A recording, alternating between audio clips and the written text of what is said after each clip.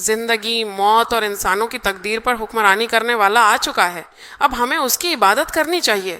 خدا کی حمد و ثنا ہو، ہلیلویا! وہی ہے جو ہماری عبادت کے لائق ہے۔ چاہے تمہیں زندگی ملی ہو یا موت، بلندی ہو یا پستی، بیماری ہو یا صحت، خوشحالی ہو یا غربت، سب کچھ اسی کے اختیار میں ہے۔ وہ سب کچھ اس کے اختیار میں ہے، چاہے وہ مندر ہو یا کوئی اور جگہ۔ اسی لیے پولس رسول نے کلسیوں کے نام خط میں ایک بات لکھی ہے، ذرا دیکھیں۔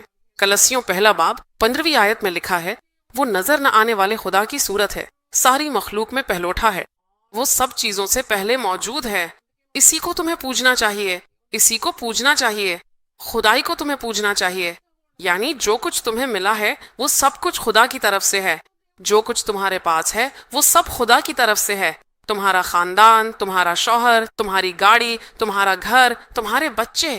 ارے جب بھی ایسا کہو تو ذرا ہوشیار رہو، جو کچھ تمہیں ملا ہے وہ سب خدا کی وجہ سے ملا ہے۔